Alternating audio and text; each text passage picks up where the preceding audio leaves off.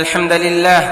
نحمده ونستعينه ونستغفره ونعوذ بالله من شرور أنفسنا وسيئات أعمالنا. من يهده الله فلا مضل له ومن يضلل فلا هادي له، وأشهد أن لا إله إلا الله وحده لا شريك له، وأشهد أن محمدًا عبده ورسوله.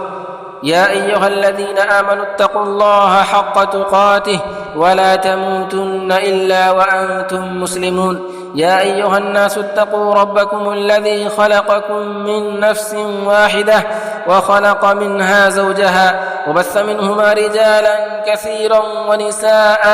واتقوا الله الذي تساءلون به والأرحام إن الله كان عليكم رقيبا. يا أيها الذين آمنوا اتقوا الله وقولوا قولا سديدا يصلح لكم أعمالكم ويغفر لكم ذنوبكم، ومن يطع الله ورسوله فقد فاز فوزا عظيما.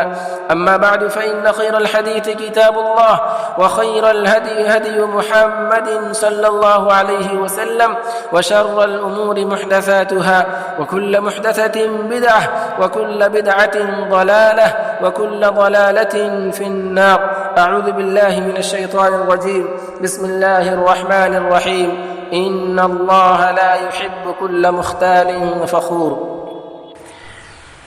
سامعین کرام، محترم بزرگوں اور دینی و ملی بھائیوں، پچھلے بیانوں میں تکبر کی لغوی و اصطلاحی تعریف، اس کی قسمیں، اس کے اسباب اور اس کی مختلف صورتوں کے تعلق سے کچھ باتیں آ چکی ہیں، جس میں ان پہلوؤں کو قرآن و سنت کی روشنی میں اختصار کے ساتھ بیان کی گئی ہے۔ آئیے آج کے اس بیان میں تکبر کے انجام کے تعلق سے ہم کچھ باتیں سننے اور جاننے کی کوشش کرتے ہیں۔ رب العالمین مجھے حق بات کہنے اور ہم سب کو اس پر عمل کرنے کی توفیق عطا فرمائے۔ سامعین کرام، یوں تو پچھلے بیانوں میں تکبر کے انجام کے تعلق سے ضمناً کچھ باتیں آ چکی ہیں، لیکن مناسب معلوم ہوتا ہے کہ مستقل طور پر اس کے انجام کو، اس کے خطرناک انجام کو واضح کیا جائے، تاکہ ہمیں اس کی خطرناکیت کا اندازہ ہو سکے، ہمیں یہ معلوم ہو سکے کہ یہ کتنا سنگین جرم ہے، اور اس کے نتیجے میں ہم اس سے بچنے کی کوشش کر سکیں، ہم اس سے بچیں۔ محترم سامعین، تکبر کے مختلف انجام ہیں، مختلف خطرناک رب العالمین نے سزا متعین کر رکھی ہے، جن میں سب سے پہلی چیز یہ ہے کہ اس کے نتیجے میں ایک متکبر شخص ذلیل و خوار ہو کر رہ جاتا ہے۔ یہ ذلت اور رسوائی کا سبب ہے اور لعنت کا موجب ہے۔ اللہ رب العالمین اس کے نتیجے میں متکبر شخص پر لعنت نازل کرتا ہے، اس پر اللہ کی لعنت برستی ہے، جیسا کہ رب العالمین نے قرآن کریم کے اندر سورہ اعراف آیت نمبر 11، 12 اور 13 کے اندر ابلیس اور آدم و حوا علیہ السلام کا واقعہ ذکر کیا، جس میں ابلیس نے تکبر کرتے ہوئے اللہ رب العالمین کے حکم کی نافرمانی کی۔ رب العالمین نے اسے آدم علیہ السلام کو سجدہ کرنے کا حکم دیا، لیکن انہوں نے تکبر کرتے ہوئے اسے سجدہ نہیں کیا۔ رب العالمین نے اس سے پوچھا، ما منعک الا تسجد اذ امرتک، کہ تمہیں کس چیز نے آدم علیہ السلام کو سجدہ کرنے سے روکا جبکہ میں نے تمہیں حکم دیا؟ تو اس نے جواب دیا، انا خیر منہ، کہ میں اس سے بہتر ہوں، خلقتنی من نار وخلقتہ من طین، تو نے مجھے آگ سے پیدا کیا ہے اور اسے مٹی سے پیدا کیا ہے، اور آگ تو مٹی کے اوپر ہوتی ہے۔ قال فاہبط منها فما يكون لك ان تتكبر فيها، چنانچہ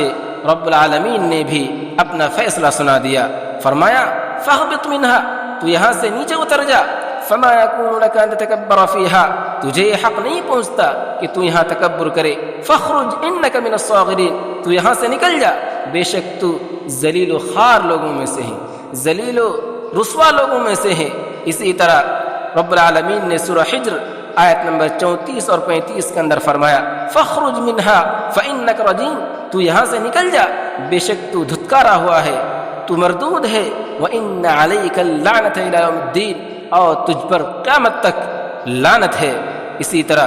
اس کے بھیانک انجام میں سے یہ ہے کہ تکبر کی وجہ سے متکبر شخص اللہ رب العالمین کی نگاہ سے گر جاتا ہے، رب العالمین کے نزدیک وہ مبغوض بندہ بن جاتا ہے، ناپسندیدہ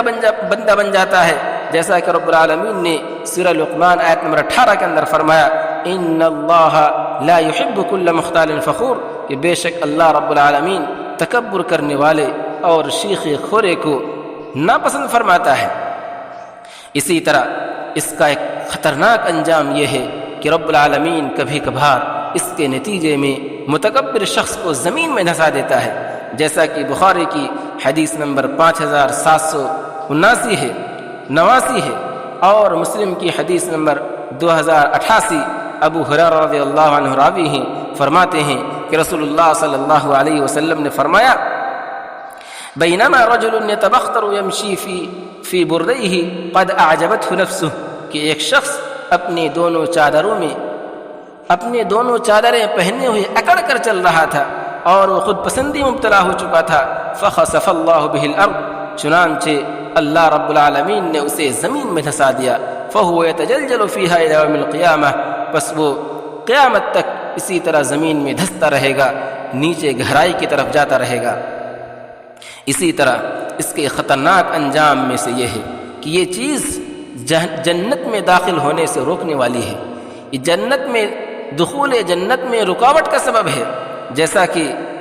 مسلم کی حدیث نمبر 91 ہے، رسول اللہ صلی اللہ علیہ وسلم نے فرمایا لا يدخل الجنت من كان في قلبه مثقال ذرة من کبر، کہ وہ شخص جنت میں داخل نہیں ہو سکتا جس کے دل میں رائی کے دانے کے برابر بھی کبر ہوگا، تکبر ہوگا۔ اسی طرح اس کا خطرناک انجام میں سے یہ ہے کہ یہ جہنم میں داخل ہونے کا ذریعہ ہے۔ اسی طرح اس کا ایک خطرناک انجام یہ ہے کہ یہ جہنم میں داخل ہونے کا ذریعہ ہے۔ اس کی وجہ سے ایک انسان کو رب العالمین جہنم میں ڈال دیتا ہے، جیسا کہ بخاری کی حدیث نمبر 4918 اور مسلم کی حدیث نمبر 2853 ہے۔ رسول اللہ صلی اللہ علیہ وسلم نے فرمایا الا اخبرکم باہل النار، کہ کیا میں تمہیں جہنمیوں کے بارے میں خبر نہ دوں کہ کون شخص جہنمی ہے، کون شخص جہنم میں جانے والا ہے؟ کل عتل جواز مستکبر، کہ ہر تند مزاج جھگڑالو، اکڑ کر چلنے والے اور تکبر کرنے والے شخص ہیں۔ کہ اس حدیث میں 3 قسم کے لوگوں کو، جن میں متکبر شخص بھی ہے، رسول اللہ صلی اللہ علیہ وسلم نے جہنمی گردانا، جہنمی قرار دیا۔ اور حدیث قدسی ہے، ابو داؤد کی حدیث نمبر 4090، ابن ماجہ کی حدیث نمبر 4174 ہے، جسے علامہ البانی رحمہ اللہ نے صحیح قرار دیا ہے۔ یقول اللہ تعالی الکبریاء ردائی والعظمۃ ازاری، کہ رب العالمین فرماتا ہے کہ کبریائی، یہ بڑائی، یہ میری چادر ہے، اور عظمت یہ میرا ازار ہے۔ فمن نازعنی واحدا منہما، کہ جو شخص بھی ان میں سے کسی ایک چیز کو بھی چھیننے کی کوشش کرے گا، اپنے آپ کو بڑا بننے کی کوشش کرے گا، قذفتہ فی النار، تو میں اسے جہنم میں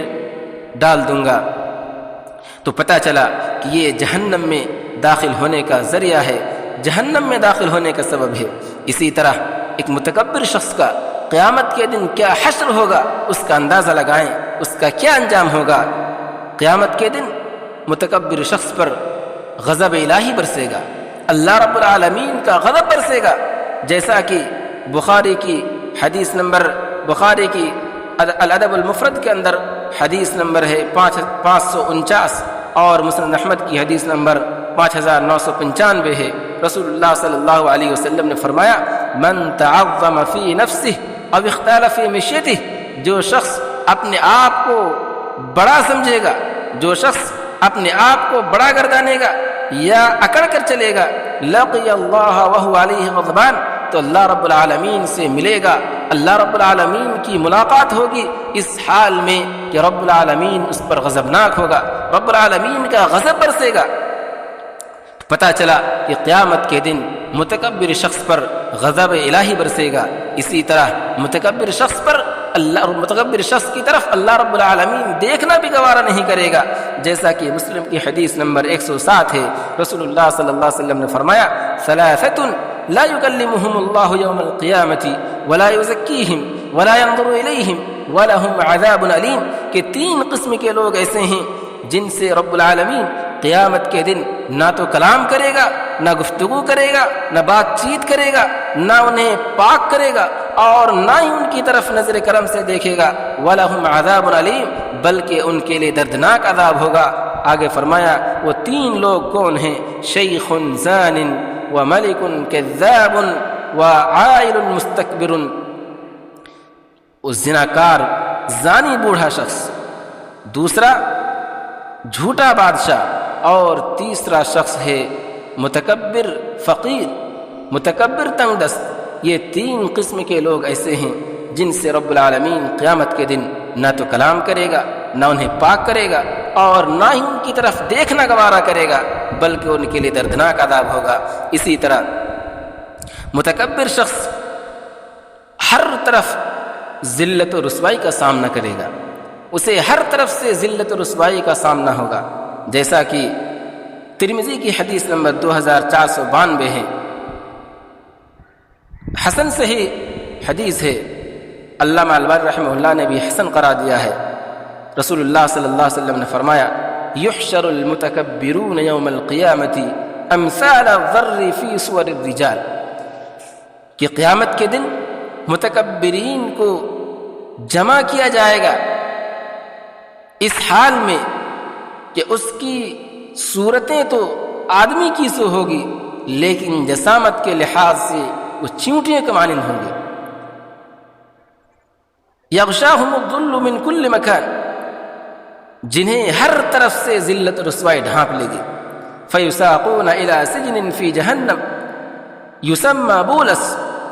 اور انہیں جہنم کے ایک قید خانہ جسے بولس کہا جاتا ہے انہیں لے جایا جائے گا، وہاں لے جایا جائے گا۔ تعلوہم نار الانیار، جن کی آگ اتنی سخت ہوگی، شدید ہوگی، اور وہ آگ انہیں ڈھانپ لے گی کہ وہ خود آگ ہی دوسرے آگ کو کھانے والے ہوگی۔ یسقون من عصارۃ اہل النار طینۃ الخبال، جنہیں جہنمیوں کی پیپ پلائے جائیں گے۔ اندازہ لگائیں کہ کتنا خطرناک جرم ہے اور قیامت کے دن اسے کس قدر ذلت و رسوائی کا سامنا کرنا پڑے گا اور کتنا خطرناک اس کے لیے انجام ہے۔ انہیں ایک خاص قسم کے جہنم میں ڈالا جائے گا جہاں اسے جہنمیوں کے پیپ پلائے جائیں گے۔ نعوذ باللہ، اللہ رب العالمین ہمیں بچائے۔ اسی طرح جو جہنم میں ڈالا جائے گا